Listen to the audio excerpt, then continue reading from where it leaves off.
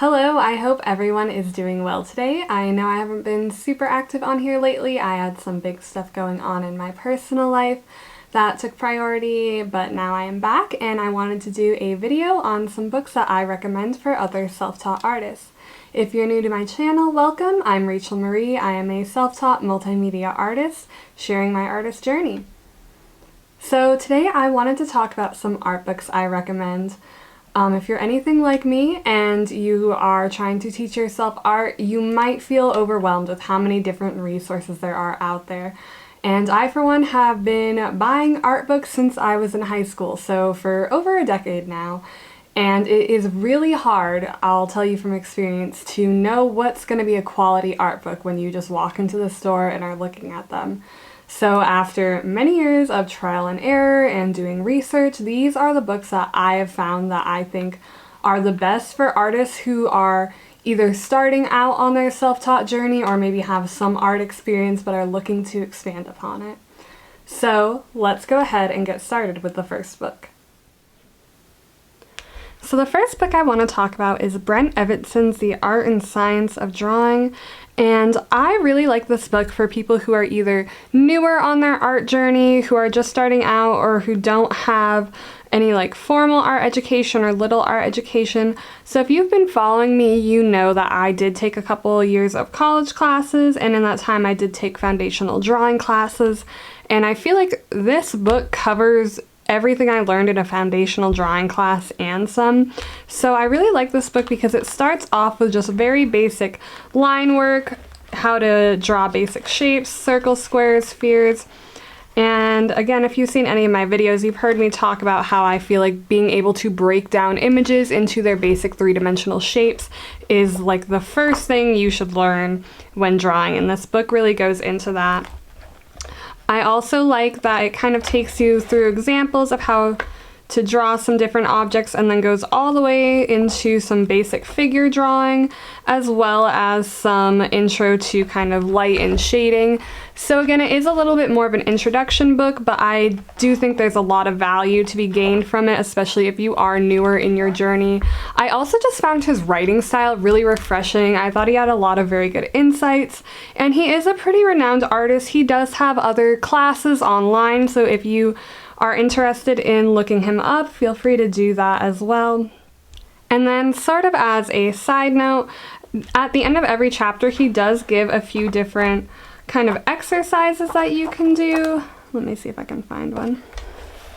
So he'll give little homework assignments. I would very strongly recommend, if you are going to use this book, to do those homework assignments. What you put into this is going to be what you get out of it, and that's going to be the same for any other book, but for this one especially. Now the next book I want to get into is Picture This by Molly Bang. This is a book I found out about because of the YouTuber Jess Karp, and this is probably the only book in this list that I hadn't heard of before I bought it, essentially. And it's very interesting. It's a little bit different than some of the other books we're going to go into because this one is not a how to draw book. This one is more about visual literacy and composition. And in my experience in school, at least, and it might be different for other schools or depending on your experience, but we did not really go into this in any of the classes that I did take.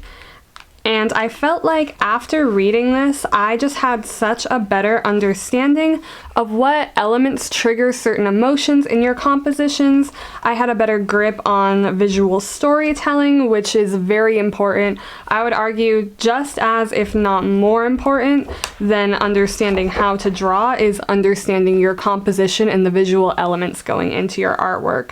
And as you can see, she demonstrates these with these really beautiful, simple kind of construction paper cutouts that I felt like I just really enjoyed. I thought they were a great way to demonstrate these concepts. So again, this one's a little bit different, but I would very strongly recommend checking it out. I thoroughly enjoyed this read, and I hope that you do as well.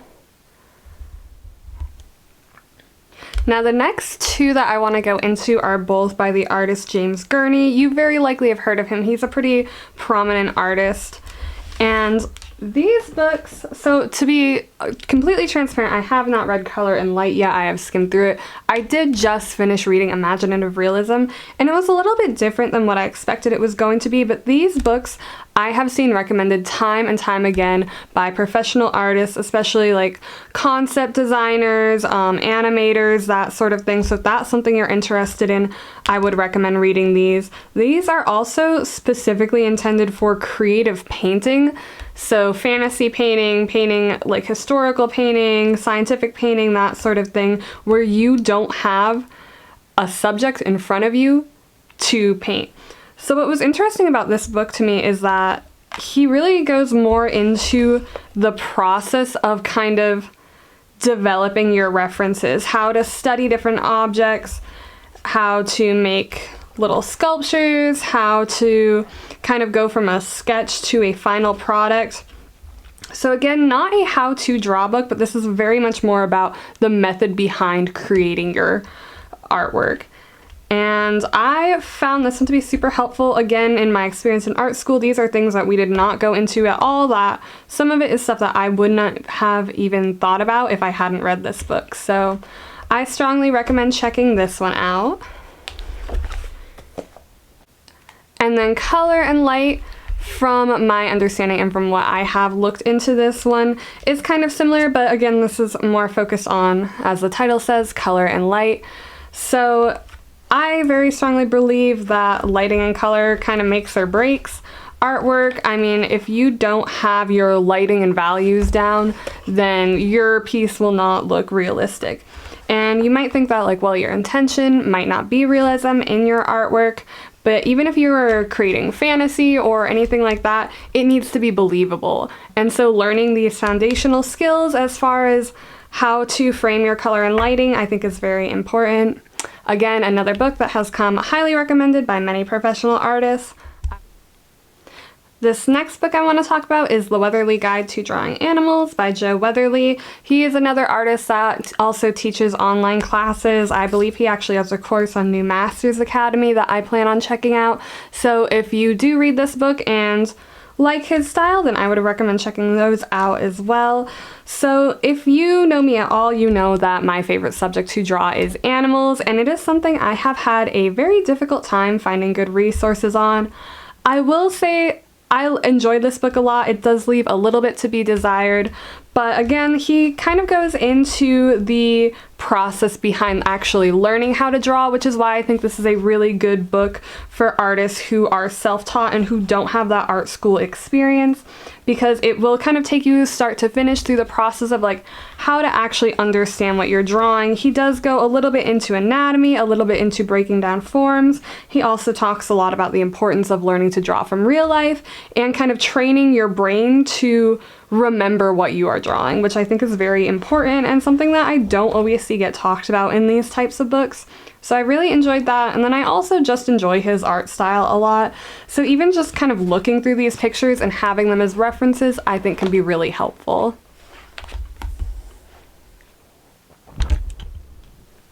Next up, we're going to do another twofer for Andrew Loomis. We have Figure Drawing for All It's Worth and Drawing the Head and the Hands. Now, to be fair, I have seen just about every one of Andrew Loomis's books recommended. I don't know if I'm going to have to crop that other one because there is nudity on the cover. But he has, again, these books have been recommended by many, many professional artists. And he kind of has like the standard, I would say, at least from my experience and what I've researched, for how to approach, especially drawing the head. You may have heard of the Loomis method before. These books are a little bit dense, and to be honest, I have not fully read them cover to cover yet, but there is a lot of really good information in them. There's a lot of really great references, great illustrations, and I think that they can both be very helpful. Even if your main goal is not figure drawing, arguably, you want to know at least a little bit about how to draw everything, and there's that great saying that if you can draw the human, you can draw anything. So for me personally, figure drawing is not something I'm particularly interested in, but as far as kind of setting up your own education and your own foundational art skills, I think it's something worth investing your time in as far as education goes. Now, the very last book I want to go into here is another one that's not a how to draw book. This one is actually about building your creativity and kind of connecting to your inner artist. Now, I haven't read this edition. I did read an older edition, probably back in high school, so about 10 years ago. So I'm actually really excited to go through and read this and do all the exercises in it again. You might think that your creativity is not important to creating art. I mean, actually, I hope that you don't think that. But I would say that working on your creativity and building that part of your artistic journey is just as important as learning all these technical sides of art.